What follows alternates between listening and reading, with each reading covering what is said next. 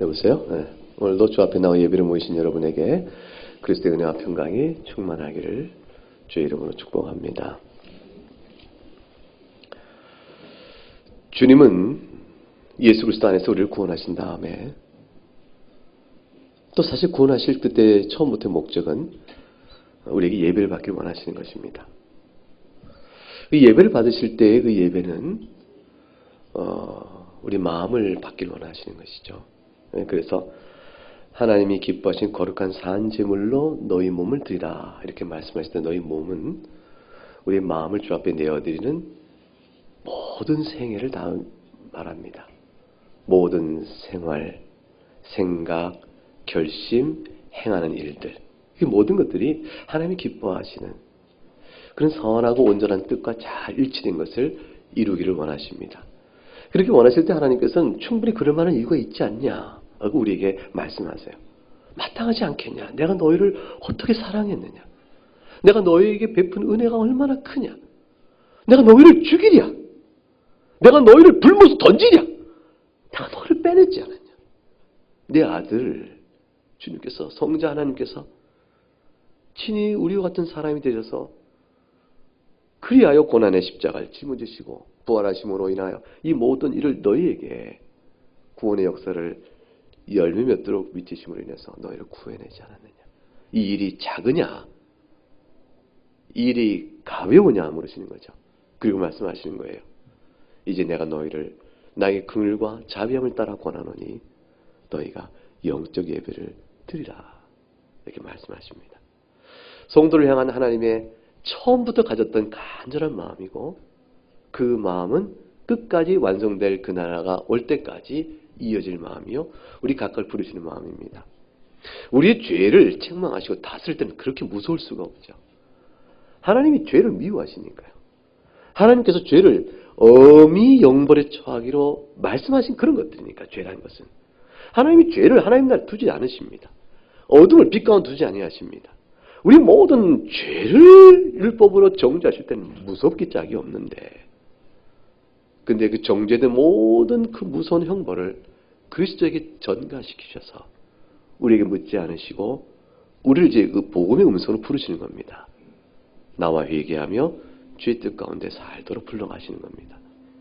이 부드러운 음성을 들으나 온전히 순종하지 아니하고 신앙 안에 살아간다고 말하면서도 잊어버리고 삽니다. 그리고 이제 입술로는 주를 찬송하면서 마음으로는 주께서 먼 그런 자로 태연히 살아가기가 일수입니다. 주님을 믿는다고 말하는 보이는 교회의 모든 자들 가운데 그러다 보니까 어떤 이들은 결국은 참된 신앙이 아닌 자들, 일시적으로 좋아했다가 그냥 속을 보니까 아닌 자들, 이런 자들도 섞이게 되는 일조차 생기게 되는 겁니다. 그러니까 하나님께서는 교회 성질도 아시고 우리의 참 성도들의 연약함도 아시기 때문에 죄의 흔적과 그 뿌리 깊은 흔적들이 자꾸 우리를 이렇게 괴롭히는 것도 아시기 때문에 하나님께서 우리를 구원하게 하신 그 목적에 따라 하나님과 사귀어가는 큰 기쁨, 예배를 받기 위해서 계속 우리에게 한 가지를 명하십니다. 경건의 훈련입니다. 경건의 훈련을 통해서 받은 바 은혜를 소중히 간직하고 그 은혜를 통해 주시길 원하는 그 행복을 놓치지 말며 더욱더 누리도록 우리에게 말씀하시는 겁니다. 이 경건의 훈련이 율법의 멍에로 작용되는 것은 인간의 미련함이요 또 역시 옛성품에 따른 부작용들입니다. 그것들이 경건의 훈련을 시키게 된 것이 자기의가 되거나 그래서 하나님 부르시는 본래의 목적을 상실해버리면 그 또한 율법의 멍에가 되어버립니다. 그러나 경건의 훈련은 그리스도 복음 안에서 아주 절실하고 필요한 것들입니다. 십자가의 은혜 앞에서 하나님께서 꼭 말씀하신 그대로 마땅하지 않냐? 내가 너희를 어떻게 했는지 너희가 모르느냐라고 물으시는 그 질문 앞에서 가만히 생각해 보게 되면 우리가 주 앞에 해야 될 신앙적 모든 결심과 태도들, 경건이라고 말하는 모든 일들은 너무나 당연한 일이에요. 너무 당연히 우리 마음속 깊은 데서부터 자원하는 마음으로 주님 제가 그렇게 하길 원하나이다. 제가 그래서 기뻐하나이다. 주님 이것은 내가 무거운 짐이 아니나이다. 이 말을 고백하게 되어지고 그 고백을 실현하기 위해서 주님 저를 도우소서라고 기도하게 되는 겁니다.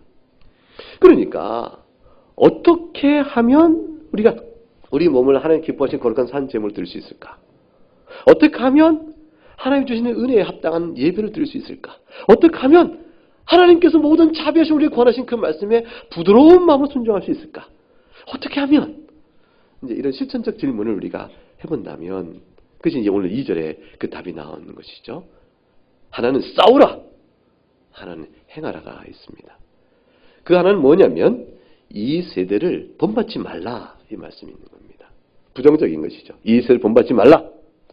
또 하나는 뭐냐면 반대로 마음을 새롭게 함으로 변화를 받으라. 마음을 새롭게 함께 되면 변화의 기준과 초점은 하나님이 선하시고 기뻐하시고 온전한 뜻에 맞춰지는 것을 의미합니다. 이 두 가지가 우리에게 신앙인으로 살아가는 동안에 머릿속 깊이 새길 것이요, 마음판에 새길 것이요, 그리고 평생 사는 동안에 자신을 돌아봐야 될 하나의 촉도가 되어집니다.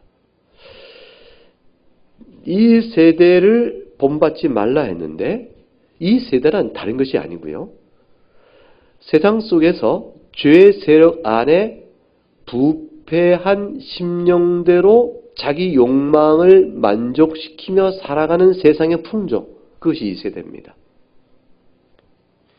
이 세대 안에도 일정한 윤리가 있고 또 진리가 있고 그 아름다움이 있습니다. 그러나 이 세대 속에 있는 일정한 진리와 윤리와 아름다움은 그것은 하나님 주신 흔적이요, 세상이 곧 지옥되지 않게 남겨주신 하나님의 손길인데, 근데 그것을 잘 걷고 들여다보면 근본적으로 생활의 원리들은 하나님 앞에 서 있지 않은 사람은 자기를 위해 사는 인생밖에 없는 겁니다. 내가 내 인생을 나를 위해 살지 누굴 위해 살겠어요. 그러므로 분명하게 차이가 나는 것은 뭐냐면 그리스도 안에 하나님 자녀된 사람은 하나님의 영광이 인생의 목적이 되고, 세상의 풍조 이 세대는 하나님의 영광을 생각지 않는 자들이니까 결국 남은 거 하나는 자기 영광이 되어집니다. 그 뚜렷한 차이가 이 세상에 알고 있는, 세상도 그건 아니라고 말하는 온갖 윤리적 도덕적 타락의 풍조를 만들어냅니다.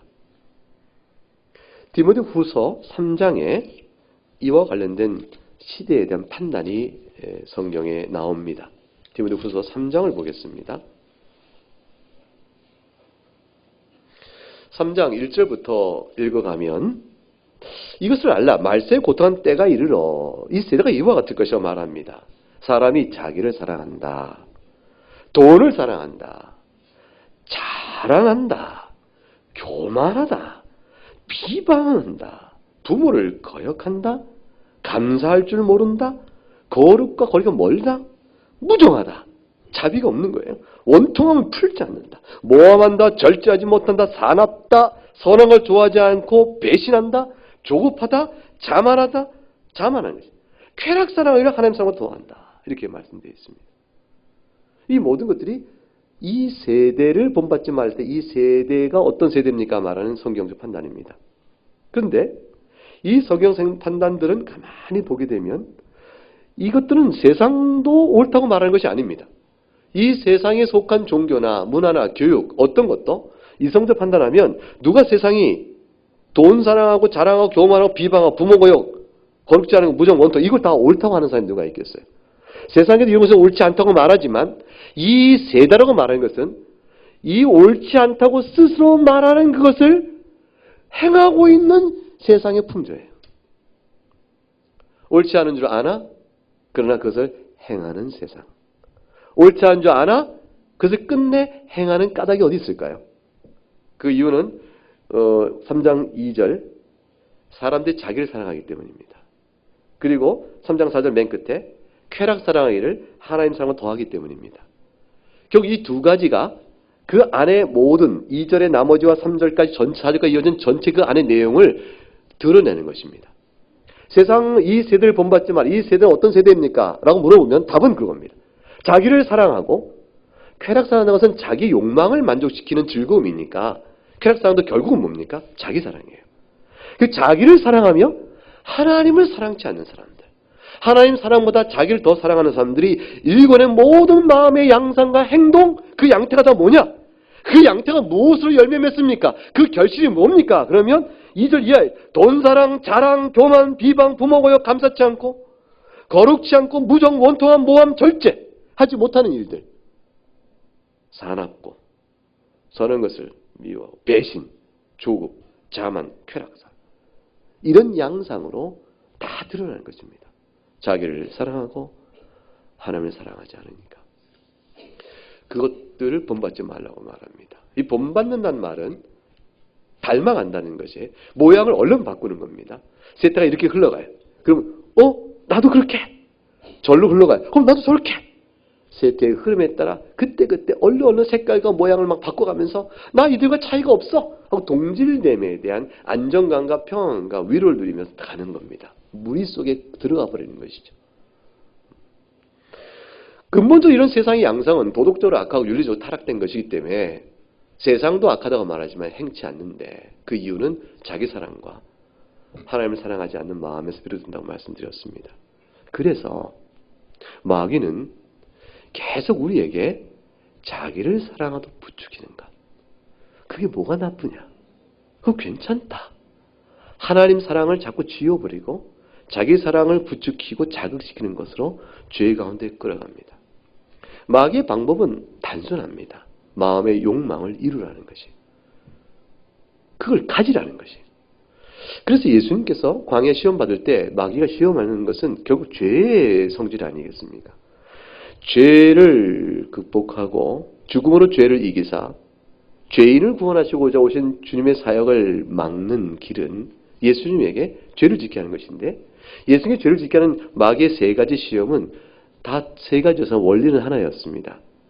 자기를 만족시키고 자기의 욕망을 채우라. 자기를 사랑하라는 것이었어요. 마태복음 4장에 가게 되면 이 세 가지 시험이 이렇게 나옵니다. 첫 번째 시험은 뭐냐면 네가 하나님의 아들이거든 명하여 이 돌도 떡덩이가 되게 하라. 그렇게 말했습니다.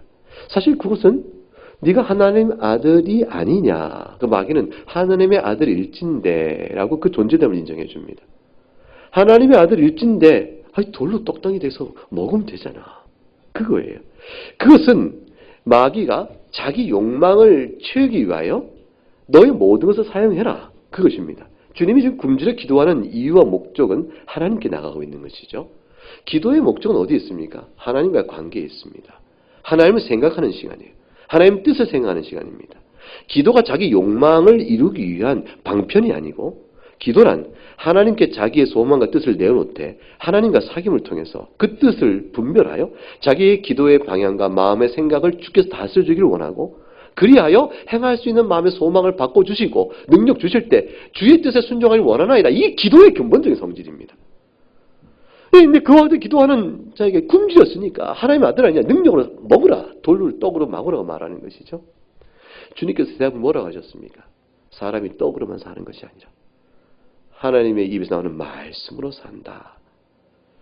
욕망이 삶의 목적과 욕망의 만족이 삶의 궁극적인 목적과 이을 수 없다는 사실을 분명히 드러냅니다.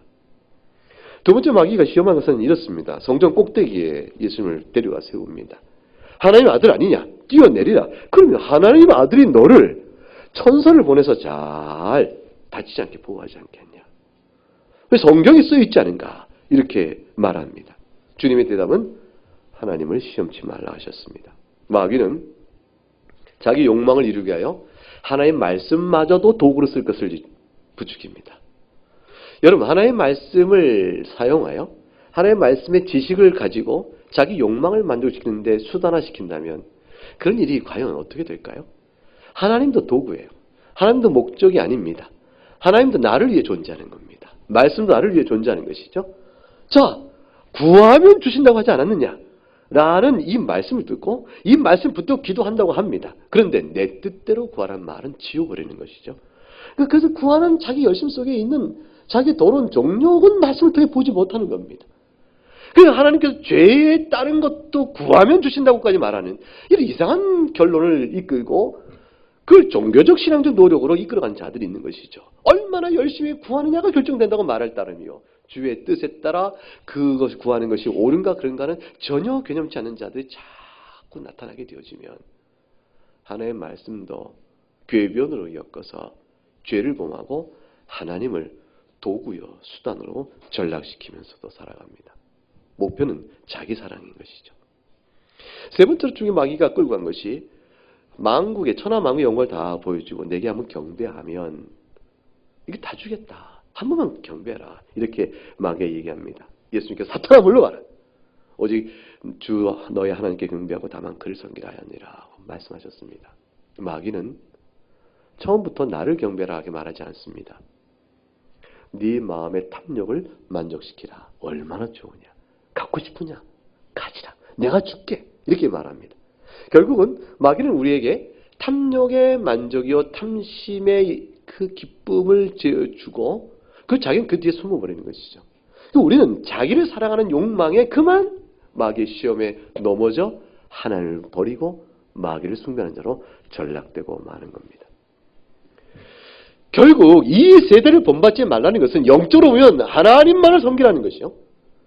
그렇지 못하고 그 자기를 사랑하게 되어지면 그 결과는 어떻게 드러날 것이냐. 여기 말씀드렸던 디모데후서 3장에 나왔던 그 모든 죄의 양상이 세상의 그 양상이 우리의 인생이 되어버립니다. 우리 인생이 그렇게 되어버리는 것이에요. 내 인생이 비방과 무정함과 수군거림과 탐심과 더러운 것으로 채워져 버립니다. 하나님께서 사랑하는 하나님의 자녀의 인생이 그것들로 채워지고 그런 내용으로 인생이 채워지고 그런 데 정력과 시간을 쓰는 것을 하나님 보지 못하시는 거예요. 하나님 원치 않으시는 거예요. 우리 인생이 이렇게 되기를 하나님 절대 원하지 않으셔서 오늘도 이 설교 말씀 들려주시고 계속해서 타이르시고 견책하시고 책망하시고 때로는 징계까지 하시라도 우리를 그렇게 두지 않기를 원하시는 겁니다. 사랑하시기 때문이죠. 성도가 죄를 범할 수 있지만 죄 가운데 두지 않으시는 겁니다. 그래서 이 세대에 본받지 말라.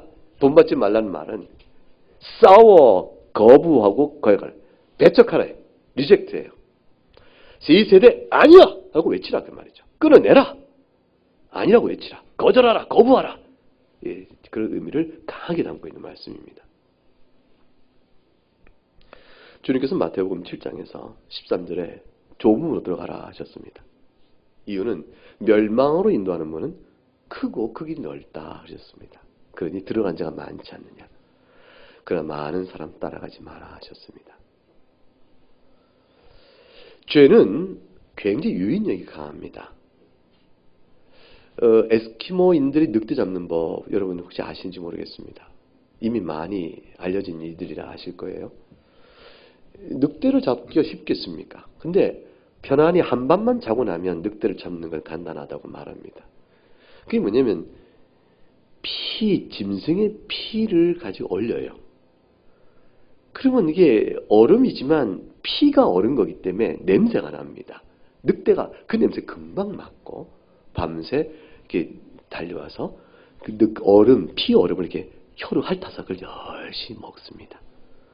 근데 그 얼음 막대가 날카로운 칼인 거예요. 이 날카로운 칼에 피 얼음을 굳어 딱 밤새 적당한 곳에 갖다 놓으면 늑대들이 몰려서 그걸 핥습니다. 피 맛이 얼마나 좋겠어요. 그 자기들 와서 그걸 핥는데 핥으니까 혀가 얼게 되겠죠. 혀는 얼지만 그 코끝으로 풍기는 피 맛에 혀는 맛을 못 느끼면서도 코끝으로 피 맛을 느끼면서 계속 핥게 됩니다. 핥다 보면 나중에 칼이 등장하겠어. 칼이 혀를 갈기갈기 찢어버리게 됩니다. 찢으면 자기 피가 흐르겠죠. 철저히 흐르는 피를 모릅니다. 피를 모르면서 핥을수록 더욱더 맛있는 피가 나오는 거예요. 자기 피인데. 핥어서 더욱더 맛있는 피가 나오면서 그걸 정신을 모르게 핥게 되어집니다. 그러다가 죽는 겁니다. 아침에 가서 그냥 건져오면 되는 겁니다. 죄는 우리 영혼에 달콤을 주듯이 유인해 나가지만 갈기갈기 찢는 겁니다. 우리 영혼과 심령을 죄가 갈기갈기 찢어버려요. 그 찢어버리는데 찢어진 영혼의 고통을 모르는 거예요. 처음에 알았던 고통을, 처음엔 죄에 대한 무서움도 알고 하나님도 기억했는데 나중에 그것도 모르는 거예요. 양심의 두려움도 모르는 것이죠. 그리고 그냥 그대로 양심의 화인마저처럼 되어져서 완전히 마귀 안에 세게 잡혀서 죽을 때까지 죄를 지어 멸망에 이르게 됩니다. 하나님이 사랑하는 자녀를 그 지경으로 절대 두지 않으십니다. 하나님이 사랑하는 자녀를 그렇게 멸망토록 버려두기를 하나님 기뻐하지 않으십니다. 그래서 하나님은 부르시는 거예요. 계속 우리를 불러내십니다. 멈추고 돌아서고 불러내시고, 불러낼 때는 기쁘게 하시고, 불러내고 돌이켜 회개하는 자의 눈물 속에 하나님의 사랑을 쫙 부어주세요.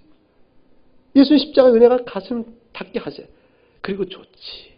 이제 행복하지 않냐. 그리고 다시 세워주시는 것이. 그러나 또 죄의 발 또 불러내십니다. 반드시 그들에 하여 죽지 않게끔 불러내십니다. 결국 멸망은 미련한 자의 몫이요 교만한 자의 몫입니다. 잠언서 1장을 한번 가보시겠습니다.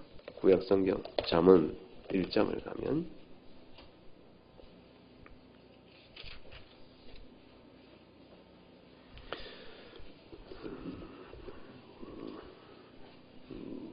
잠언 1장 20절부터 보면 이렇게 되어 있습니다. 지혜가 길거리 부르며 광주의 소리를 높이며 시끄러운 길목에 소리를 지르며 성문 어겨 성중 그 소리를 바라에 이르되 하나님께서는 장소가 조용한 곳에만 말씀하지 않으십니다. 길거리에서나 광장에서나 시끄러운 길목이나 성문 어겨 성중 어디서라도 하나님께 계속 말씀하십니다. 이게 죄의 현장이에요. 우리의 모든 삶의 영역에 들어와서 하나님 계속 말씀하세요. 22절 어리석은 자들아 어찌 어리석을 좋아하느냐 그 말이에요. 거만한 자 어찌 거만을 기뻐하며 미련한 자 지식을 미워하니 어느 때까지 하겠냐. 내가 너희를 책망하니 듣고 돌이키라. 24절 내가 너희를 불렀으나 너희가 어찌 듣기 싫어하며 내가 손을 펴서 돌아보지 아니하며 25절 도리어 나의 모든 교훈을 멸시하며 나의 책망을 받지 아니하니 어찌하겠는가. 그 결국이 어떻게 됩니까? 26절 재앙을 만날 것이다. 두려움이 너에게 임할 것이다. 그러나 그때는 내가 웃고 너희를 비웃을 것이라. 하나님의 은혜가 때가 그쳐진 겁니다. 너희 두려움이 광풍같이 임하겠고 너희 재앙이 폭풍같이 이르겠고 너희가 근심과 슬픔이 임할 그때에 너희가 그때서야 돌이켜 주여 하고 나를 부르겠지만 내가 대답하지 않겠다. 부지런히 나를 그때로 찾겠다고 하겠지만 너희가 나를 못 만날 것이라. 멸망의 때가 잃어버리면 심판날에는 주는 불러 소용이 없습니다. 심판에 이르기 전에 은혜 받을 말 때에 주께서 그의 백성을 불러 돌이키시는 것이죠. 29절부터 33절까지 같이 읽어보겠습니다. 대저 너희가 지식을 미워하며 여호와 경외하기를 즐거워하지 아니하며 나의 교훈을 받지 아니하고 나의 모든 책망을 없인 여겼음이니라. 그러므로 자기 행위의 열매를 먹으며 자기 꾀에 배부리라. 어리석은 자의 태고는 자기를 죽이며 미련한 자의 안일은 자기를 멸망시키려니와 오직 내 말을 듣는 자는 평안히 살며 재앙에 두려움 없이 안전하리라. 하나님께서 우리를 죄 중에 거하게 두지 않으십니다. 그래서 이렇게 멸망하는 자들과 같은 길로 가지 않도록 그렇게 가는 길에 결국이 무엇인가를 보여주시사 우리 하여금 멈추게 하시고 돌이키게 하시고 그 넓은 길에 그 길에서 이탈하여 좁은 길로 다시 나가도록 우리를 이끌어내십니다. 좁은 길로 가는 생명으로 인도하는 그 길로 가는 길이 성도가 행할 바인데 그것은 오늘 로마서 12장 2절에 뭐라고 설명했냐면 마음을 새롭게 함으로 변화를 받는 것이라 했습니다. 하나님의 선하시고 기뻐하시고 원하는 뜻이 무엇이 분별하는 걸 하셨습니다. 이것은 사실 명령이 분별하도록 하라 쪽에 우리말은 번역이 되어 있는데 그리고 우리말과 원문에 이 구문론적인 이 차이 때문에 이렇게 번역되어 있는 건데 사실 명령은 뭐냐면 변화를 받으라예요. 명령입니다. 변화를 받으라. 이 말은 수동적 표현이죠. 이 말은 우리에게 변화된 사람이 되어야 한다라는 뜻이에요. 우리에게 적용되면 변화가 우리 안에 이루어져 우리가 변화된 사람이 되어야 한다. 어떻게 이런 변화가 이루어지겠습니까? 그 변화는 무엇을 뜻하는 것입니까? 변화의 초점과 목표와 기준이요 척도는 하나님이 선하게 보시는 것이요 하나님이 기뻐하시는 것이요 하나님이 온전하게 보시는 이건 됐다라고 보는 뜻입니다. 이 하나님의 뜻은 하나님의 속성이 선하시고 기뻐하시는 분이기 때문에 따라서 온전하신 분이기 때문에 그의 뜻도 또한 그런 것입니다. 그렇게 하나님의 온전한 선하신 기쁘신 뜻이 우리에게 도대체 무엇일까요? 이것은 하나님이 역사를 창조하시고 이끌어 가시는 하나님의 숨겨지고 감춰진 작정이 아니고 우리에게 이렇게 행하라고 주신받은 교훈들이에요. 그러니까 우리에게 쉽게 말하면 십계명입니다. 하나님 뜻이 그것에 들어 있어요. 하나님을 사랑하라 그러셨어요. 마음과 뜻과 힘을 다해 목숨을 다해 하나님을 사랑하라. 하나님은 너무하시다. 하나님만 사랑하라고 하시냐. 내가 사랑하는 게 또 있는데 이렇게 마음 먹지 말라고 하시는 거예요. 전심으로 하나님을 사랑하면 그 말은 하나님의 주신받은 교훈을 기뻐하면 자원한 마음으로 하나님 주신 교훈이 하나님 이게 내가 정말 사랑하는 거예요 라고 하나님 기뻐하면 그 우리에게 주시는 은혜와 그 복이 얼마나 큰지를 맛보게 하시려고 그 결과가 눈에 보이는 이웃을 사랑하라 하는 것이에요. 이웃이라는 것은 자기 외의 모든 사람들입니다. 자기 외의 가족이 이웃이고요. 확장하면 교회가 이웃이고요. 더 확장하면 믿지 않는 자가 함께 더불어서 이 세상도 이웃이 되어집니다. 믿지 않는 사람이라 하여 험히 대하는 것이 아니라 그도 또한 오래 참고 긍휼을 대하는 것이고 하물며 교회 안에 형제된 자야 말할 것 없는 사랑으로 아끼는 것이요 가족된 자에게 더더구나 그래야 하는 것이라. 그렇게 함으로 사랑을 나타내 보임으로 하나님 사랑을 나타내 보이고 또한 그 가운데 사는 것입니다. 이 변화를 받으라 하는 말씀의 뜻은 철저히 근본적 변화를 의미합니다. 그래서 겉치레적 변화가 아니고 영혼 자체의 중심에서의 변화를 암시해요. 예수님께서 높은 산에 올라가 호련히 변형되시사 그가 그 얼굴이 해처럼 빛나고 옷이 빛처럼 휘어졌다라는 말씀이 나오죠. 그때 호련히 변화사된 완전한 평체 변화. 그 변화가 이 변화예요. 주님께서 그리스도의 형상으로 우리를 완전히 바꾸라. 이렇게 말씀하십니다.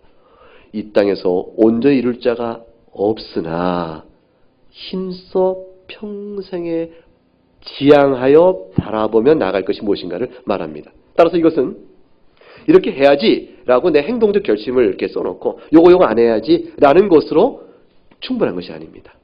외형적인 변화는 굉장히 필요하고 중요한 것입니다. 그런데 이렇게 외형적으로 악행을 그치고 선행을 해야 한다라는 도덕적 변화, 외형적 변화만은 충분치 않아요. 근본적 변화는 결국 심령의 변화이어야 하는 것입니다. 그래서 이 말씀의 뜻은 전에 했던 나쁜 일들 너 뭔지 알지? 그거 하지 마. 뭐 해야 되겠어? 이거 착한 일들이지 이거 해야겠지? 네, 그거 해. 이렇게 해서 착한 일을 함으로 하나님께 사랑받는다. 그것이 아닙니다. 왜냐하면 근본적으로 우리가 부패에 있어서 그 오래 못 가거든요. 몇 가지도 못 합니다.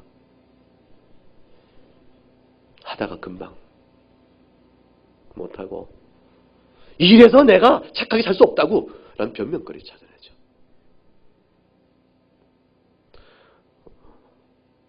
그래서 오늘 본문에 마음을 새롭게 함으로 라는 말씀을 주셨어요. 어떻게 우리가 변화를 받습니까?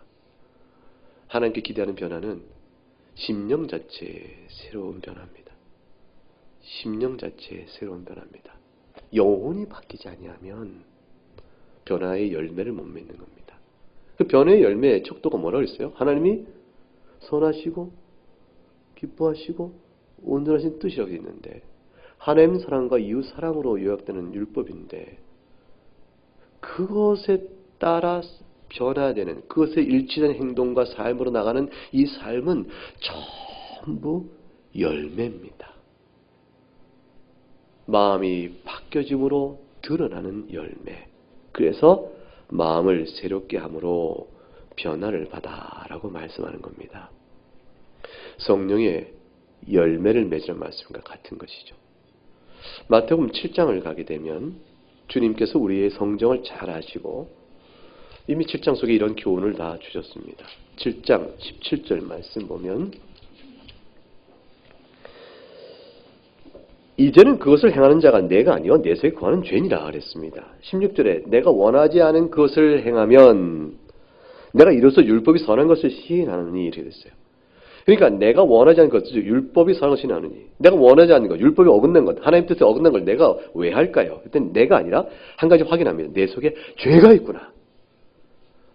이게 우리 영적 실상입니다. 18절과 19절 가니까 18, 19절 같이 읽어볼까요? 시작. 내 속 곧 내 육신에 선한 것이 거하지 않은 줄 아노니 원함은 내게 있으나 선을 행하는 것은 없노라. 내가 원하는 바 선은 행하지 아니하고 도리어 원하지 아니하는 바 악을 행하는다. 로마서 7장입니다. 제가 로마서 7장이라는 말씀을 안 드렸나요? 마태복음에 있습니까? 제가 왜 그랬을까요? 이렇게 인간은 인간입니다.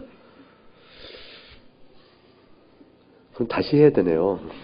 로마서 7장 17절, 18절, 19절 다시 한번 읽어보겠습니다. 내 속 곧 내 육신에 선한 것이 거하지 않은 줄 아노니 원함은 내게 있으나 선을 행하는 것은 없노라. 내가 원하는 바 선을 행하지 아니하고 도리어 원하지 않은 바 악을 행하는도다. 죄의 세력의 작용이 우리 마음속에 믿는 자라도 있습니다. 23절 가게 되면 그래서 22절과 23절 같이 읽어보죠. 내 속사람으로는 하나의 법을 즐거워하되 내 지체 속에 한 다른 법이 내 마음의 법과 싸워 내 지 속에 있는 죄의 법으로 나를 사로잡는 것을 보도다. 그래서 우리는 새로운 사람은 마음속에 정령께 중생케 하셔 하나의 법을 사랑합니다. 하나님을 사랑하는 마음의 법을 주셨어요. 이거 지워지지 않습니다. 그런데 흔적이 남아있는 거예요. 이 죄의 법이 우리 얼마나 시달리게 하는지 모릅니다. 이 시달리게 해서 이 시달리는 이 남을 흔적은 이 땅에 사는 동안 평생 남습니다. 이것을 어떻게 다루며 살 것인가? 이게 신앙적 과제예요. 이걸 죄의 세력을 지우거나 이걸 싸워 이김으로 공로를 이루어 하나님 나라에 가는 것이 아닙니다. 그럴 수가 없습니다. 우리가 이것을 완전하게 승리로 제압하지 못하기 때문입니다. 하나님 율법 앞에 무응한 자가 없고 의를 완성할 자가 없기 때문에 죄의 흔적으로 인한 이 죄의 법이 우리 마음속에 남아있는 것을 다뤄가는 것은 이것을 다뤄가 승리하여 공로 세워 하나님 나라에 가는 것이 아니고 이미 구원받은 자가 이 죄의 법을 다뤄가는 하나님의 부르심 앞에서 하나님의 도우심을 받아서 하나님에 대한 사랑의 간증으로 이것도 제거하는 것이에요. 그래서 24절에 오래 나는 곤고한 사람이라는 탄식 속에서 하나님의 긍휼을 확인하는 것이에요.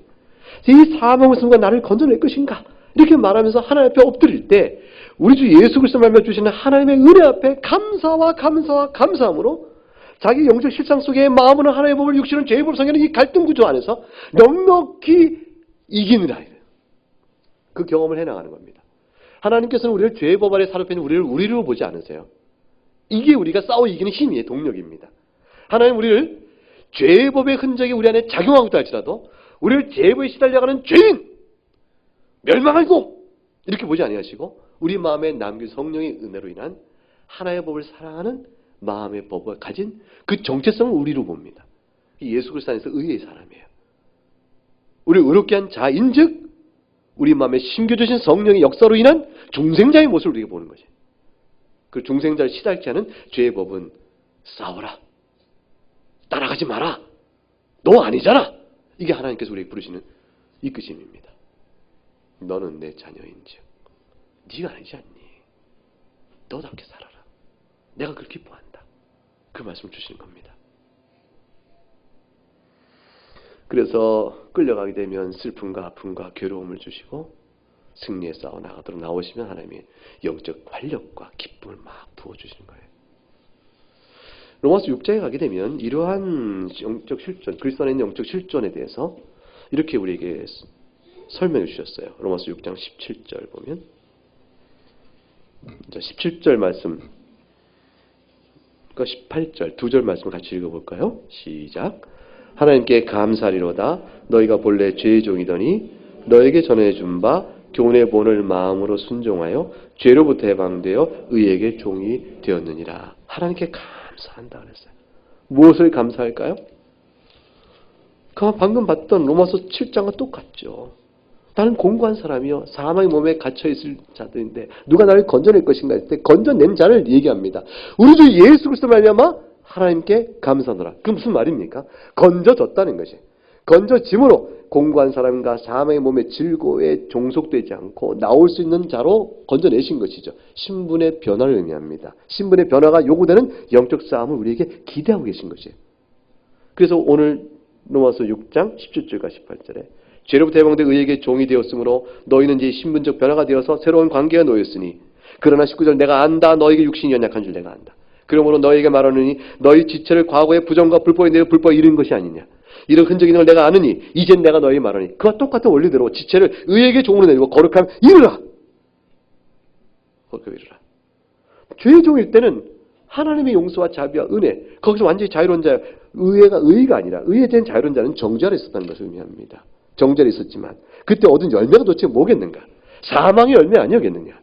그러나 이제는 너희가 죄로부터 해방되고 하나님께 종이 되어 거룩에 이른 열매를 맺으니 성령의 열매죠. 거룩의 열매를 맺으니 그 마지막 뭐라고 되어 있습니까? 영생이라. 23절을 같이 읽어보죠. 시작. 죄의 싹선 사망이요 하나님의 은사는 그리스도 예수 우리 주 안에 있는 영생이다. 영생은 그저 오래 사는 것이 아닙니다. 성령 안에서 사는 것입니다.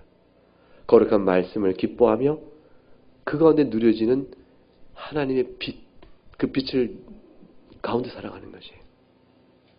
거룩한 하나님과 동행하는 지극한 행복의 영적 상태, 그걸 누려가며 살아가는 소망을 죄가 없으니 자연히 정죄가 없고 죄가 없으니 단히 뭐죠? 정죄로 인한 사망이 없는 것이죠. 그러므로 영생은 단순히 오래 사는 것이 아니라 그 성질로 인하여 영원히 살게 되는 것을 의미하는 것이죠. 이것이 이 땅에 사는 동안에 참된 자유를 맛보라 그 말씀하신 갈라디아서 5장 1절의 말씀입니다. 그리스도께서 우리를 자유케 하셨으니 굳건히 서서 종의 멍에를 매지 마라. 자유, 그리스도께서 우리를 자유케 하신 자유로워지는 것은 갈라디아서 5장에 나와 있는 대로 성령의 열매입니다. 다시 봅니다. 갈라디아서 5장 갈라디아서 5장 16절 말씀. 그러므로 내가 너희에게 이르노니 너희는 성령을 따라 행하라 했습니다. 마음을 새롭게 함을 받으라 하는 말씀과 성령을 따라 행하는 것은 결국 하나로 딱 같은 사실을 설명하는 것입니다. 육체의 욕심을 이루지 아니하라. 육체에 원하는 바는 성령을 거스리고 성령은 육체를 거스리나니 서로 대적하니 너희가 원하는 것을 하지 못하게 그렇게 만든다. 그러나 너희가 만일 성령이 인도하신 바가 되면 율법이 있죠. 육체의 일이 뭔가 19절부터 21절 세 절을 같이 읽어보겠습니다. 시작. 육체의 일은 이러하니 곧 음행과 더러운 것과 호색과 우상 숭배와 주술과 원수 맺는 것과 분쟁과 시기와 분냄과 당짓는 것과 분열함과 이단과 투기와 술취함과 방탕함과 또 그와 같은 것들이라. 전에 너에게 경계한 것 같이 경계하노니 이런 일을 하는 자들은 하나님 나라를 유혹으로 받지 못할 것인즉 하나님 나라를 유혹으로 받지 못하는 그들과 같은 자로 본받아 살겠느냐 그 말이에요. 그들과 똑같이 살겠느냐, 그들을 닮겠느냐, 그렇게 하겠냐, 그러고 싶으냐 그래요. 그러고 싶으냐. 하나님께서 우리에게 마음을 원하실 때 그렇게 물으세요. 그러고 싶으냐? 왜 그렇게 사냐 그 말이에요. 왜 그렇게 사냐? 그러고 싶으냐? 그렇게 사니 좋으냐? 그렇게 사니 좋으냐? 이거 물으시는 거예요? 우리로 하여금 하나님 아니요? 하나님 아닙니다. 나 싫어요. 이렇게 사는 거 싫어요 하나님. 그 대답을 받으시는 거예요. 그리고 마음을 받으시는 거예요. 내가 도와주마. 분명히 알지? 내가 도와주마. 너희 마음을, 너의 인생을 이걸로 채우자꾸나. 그게 뭐냐면 성령의 열매입니다. 22절부터 24절까지 같이 읽어봅니다. 시작. 오직 성령의 열매는 사랑과 희락과 화평과 오래 참음과 자비와 양선과 충성과 온유와 절제니 이 같은 것은 금지할 법이 없느니라. 그리스도 예수의 사람들은 육체와 함께 그 정욕과 탐심을 십자가에 못 박았느니라. 그러니 끌려다니지 말라고 말씀합니다. 너의 인생의 색깔과 성질을 이렇게 채우라. 지금까지 산 인생 한번 돌아보세요. 그 어제 산 인생도 한번 돌아보세요. 뭐가 제일 행복합니까? 뭐가 제일 기쁩니까? 여러분이 꼭 기억하고 싶고 마음에 새겨두고 싶고 자랑하고 싶은 거 다 어떤 것들이에요? 성령의 열매를 맺어가는 영적 변화들이에요. 생각해도 기쁘고 생각해도 감사하고 이것도 평생 한 평 사고 나면. 그래서 이렇게 되는 거죠. 인생을 이렇게 해서 이런 것인데 내가 20대 때 왜 그렇게 살았을까? 30대 때 내가 왜 그렇게 살았을까? 일주일 전에 내가 왜 그렇게 살았을까? 이걸 우리가 알지 않습니까? 분명한 행복과 기쁨이 주와 함께 있는 데 있는데 주님이 이 즐거움과 이 행복을 좋게 누리며 살 수 있도록 하기 위해서 변화를 받아라 하고 말씀하시는 겁니다. 어떻게 하면 될까요? 이제 이 변화를 우리 마음속에 충만히 이루어지고 살려기 위해서 우리는 어떻게 하면 좋을까요? 무엇을 할까요? 새로운 비상적 수단을 찾는 것이 아닙니다. 여러분이 하늘로 올라가자. 그래서 막 높은 산 올라가고 더 높은 산 올라가고 더 높은 산 올라가서 하나님 이제 좀 가까이 왔습니다. 제가 지금 1000m로 올라왔네요. 뭐 이렇게 해서 가까이 오는 거 아니잖아요. 여러분한테 금식하며 40일 기도를 1년에 2번씩 해야 돼. 이렇게 되는 거 아닙니다. 기도는 좋은 일이지만 기도해야 되는 것도 아니에요. 가장 중요한 것은 하나님이 우리에게 주신 바 된 일상 속의 날마다의 부르심이요. 주일마다 모으신 예배예요. 그렇다고 우리를 붙들으시는 하나님의 음성을 듣는 이 루틴하게 돌아가는 일상 속에서 하나님을 놓치지 않는 일이 우리를 붙들어 주십니다. 디모데후서 4장 1절과 5절을 가게 되면 주님께서 디모데에게 이렇게 강력하게 요구하십니다. 사도 바울을 통해서 디모데야, 네가 할 바가 있다. 목숨 걸어라. 디모데후서 4장 1절. 하나님 앞과 살아있는 자와 죽은 자를 심판하실 그리스도 앞에서, 하나님과 그리스도 앞에서, 마지막 심판 때 앞에서 그걸 내가 생각하고 너에게 명한다. 그가 나타나실 것과 그의 나를 두고 엄히 명한다 그랬어요.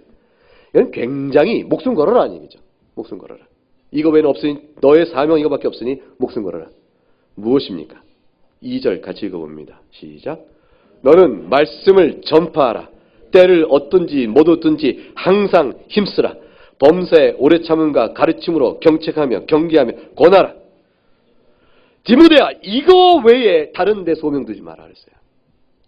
이거 외에 다른 것이 없다. 왜냐하면 말씀을 가르치고 말씀으로 경책하고 말씀으로 경계하며 말씀으로 권하는 것 외에 하나님 나라 백성이 이 땅에 살 다른 일이 없고 그 능력을 구하는 다른 길이 없기 때문입니다. 이걸 얼마나 엄히 명하냐면 항상 힘쓰라 했어요. 때를 어떠니 못하니까 환경 핑계 대지 말고 하라 하셨습니다. 왜냐하면 어려울 거예요.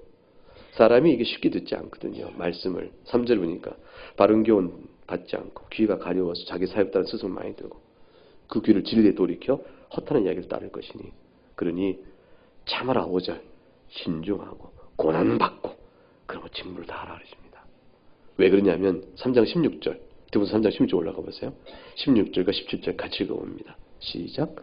모든 성경은 하나님의 감동으로 된 것으로 교훈과 책망과 바르게 함과 의로 교육하기에 유익하니 이는 하나님으로 사람으로 온전하게 하며 모든 선을 행할 능력을 갖추게 하렵니다. 하나님의 말씀이 원래 이런 것이므로 말씀 외엔 다른 방법이 없습니다. 그러므로 오늘 와서 12장에서 주고 있는 이 교훈의 말씀을 우리에게 마음 자체를 새롭게 바꾸고 하나님께서 선하시고 기뻐하시고 온전한 뜻, 주의 뜻을 우리에게 보이신 대로 우리가 살아가는 일을 통해서 하나님께 영적 예배를 드리는 삶의 제물을 드릴 수 있으려면 그것은 평범하면서도 단순한 말씀 앞에 예배를 사랑하고 말씀 앞에 겸손하고 가난한 심령으로 그 말씀을 받고 듣는 것입니다. 그리고 사적으로 말씀을 부지런히 읽고 교훈을 살피는 것입니다. 오늘 우리가 성찬식을 예배 중에 행합니다. 미련한 우리들을 불쌍히 해주셔서 보이는 말씀으로 먹는 말씀으로 주시잖아요. 이것 받으면서 더욱더 주님을 사랑하는 겁니다. 그리고 마음에 부담이 느껴지는 바를 놓고 기도함으로 하나님의 도우심을 구하는 겁니다. 그리고 고백하는 겁니다. 하늘에서나 주 외에 누가 있으시며 땅에 주밖에 사모할 자 누가 있나이까. 오직 하나님을 가까이 함이 저의 복입니다. 라고 고백하고 한 인생 걸음을 살아가는 겁니다. 여러분의 직업이 어떠든지, 여러분이 어떤 인생을 살든지 그건 상관없이 한 줄기 관점을 쭉 하나님 보십니다. 자기 분깃을 만족히 여기며, 그러면서 자기 분깃을 만족히 여긴다는 것은 하나님만이 나의 영원한 분깃입니다는 것과 똑같은 말이에요. 하나님이 나의 영원한 분깃입니다, 나의 상급이라는 말은 하나님이 주신 내 인생의 몫을 감사히 여기며 여기서 주님을 사랑하며 살아갑니다. 이것이 너무 작다 하여 버려버리고 큰 것 찾으면서 탐욕도 살아가지 않습니다. 이것이에요. 이름 살아가는 자. 그런 자가 주의 은혜와 행복을 그렇게 누리게 될 것입니다. 교회를 사랑하시기 바랍니다. 예배를 사랑하시기 바랍니다. 예배 주신 말씀과 성례, 기도 가운데 은혜를 좋게 누리셔서 오늘 주신 말씀에 하나님의 교훈을 여러분의 적용하여 실천함으로 아름다운 성도 행복을 누리실 수 있기를 주의 이름으로 축복합니다.